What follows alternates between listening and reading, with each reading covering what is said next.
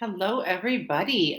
Miss G here. I'm giving you a quick video overview of how to read a comic book. Not everybody knows, and too many people, especially in English class, think it's just read the words and move on. Couldn't be farther from the truth. The comic book, most of the story is in the art, and it's backed up with the words. So I want to show you using a few pages from Black Widow #1, brand new, just came out.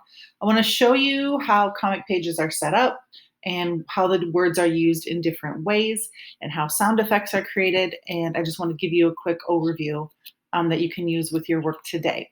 So the story I'm working with is the same one you have in your form, so it should be pretty easy. So I always start with the cover. It's a little hard to see, so let me shrink it way down. There she is. So here's an example of the cover. If you did not know the character of Black Widow, her logo is this very kind of spider-shaped hourglass. So it's really cool. They started with that, and her colors tend to be black and red. So right away on the cover, you can see here she is. She's definitely in some sort of action pose. She's firing something off of her wrist, and it's definitely catching the eye. So let me zoom back in. The story author's name is always first, and then the artists and the letterers, their names come after. So the vast majority of the work of when you look at a comic book is actually the artists working. So here's page 1. Usually the story will tell you where the setting is or gives you visual cues. So we know Manhattan, which is an island in New York City. If we scroll through, let's just take a look at the picture from a wider view. You can see here she is. Here's Natasha. And there are 4 panels going across. We always start at the top and work our way down. And having her cover all 4 of them shows you that this is kind of her scene. So if you look more closely at this top panel, going across, these are called panels, you will see, oh, where are we? This looks like buttons. Oh, she's in an elevator. So a speech bubble are the words the characters are saying out loud. They're usually encapsulated in a white bubble with a sharp point, and it points to the person who is speaking. So she says, nearly there. What's different here, this is a speech bubble, but it's coming from someone off screen. So someone says, no wet works, Black Widow, I need it clean. And wet works just means bloody work, which means don't kill anybody. So she's hearing this, but it's coming from someone off screen because this is a kind of a speech bubble, but there's no lines directly to a person like you see below. She says, no problem. Power's been cut, whatever that is. Someone's speaking to her as she's getting out of this elevator. Ding. This is our a sound effect, so you can hear that. Here is a page I love. I have to shrink out. This is a double page in the book, but it only came across. It's because it's so wide. Let's see if I can make it a little wider.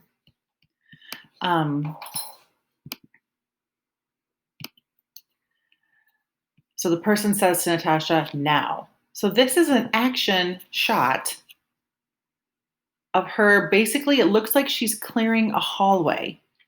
And so she punches, this guy goes down, she comes in, she gives a smack, she climbs up along the wall as this guy with the head tattoos, blam, blam, blam, blam. He's shooting at her. Thankfully, he's missing.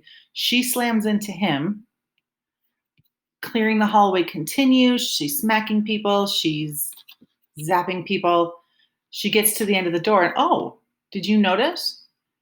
There are 3 little visuals telling us that action is getting planned outside of this scene. This person is not in the hallway, but someone's got an arrow lined up. So she gets there and she says, I'm here, blow it. The purple arrow comes through, or the action of it, which connects to the color purple, tells you whoever this is shot the arrow, and they blow the lock off the door. Now, this kind of text, she's not talking out loud, she's narrating or talking to herself. So when you see the text like this, it's different. This time it's a square. It's got red around it and black on the inside. Those are kind of her colors. And this time the text is white. This can be different in other books, but whenever there's just a box of text like this, it's usually a narration.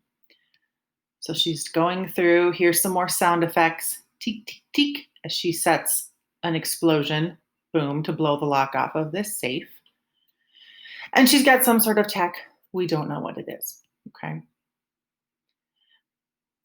She climbs out. She uses a speech bubble, so she's speaking to someone. She says, Hawkeye, ready for my exit. And thunk, there's our sound effect again. The arrow hits the wall. This is still narration. She's still talking kind of to herself. What I noticed really cool is how the artist sets it up. You see her climb outside a building in New York, so she's probably fairly high up. The arrow comes through. Oh, we see what it's for. It's to give her a zip line to escape the building, which is really cool. The visual of up high in the sky with her, and now suddenly we're at literal ground level, and all you see is her secretly, quietly sliding across the line. Then, of course, here she comes across, does a cool flip, she lands. She's now in a completely different building than she broke into. And I just want to show you on this set is how conversations are set up when characters talk to each other. So remember the bubble points to the person's mouth. So she says, where's Clint? Now this is a separate bubble and it's for Cap. He says he had to go. What you'll notice is, let me, right here, so she starts the conversation because when we read, we start at the top of the page, top left, work our way across or down. So it's the same kind of situation. This is the top of the page. Where's Clint? Cap says he had to go. This speech bubble is connected to this speech bubble by this little thin line. That tells us Natasha is speaking again. It's the same conversation, but it alternates. So she talks, Cap talks, Nat talks again. Okay. And I just want to show you, this one is a little complicated. So of course we're starting at the top at the left and working our way across. So Nat asks, what's on this drive anyway? Cap answers, has more answer, has more to say. But now we see this speech bubble. If we're working our way down, top to bottom, now Nat is speaking again and again. But now Cap comes back and Nat finishes.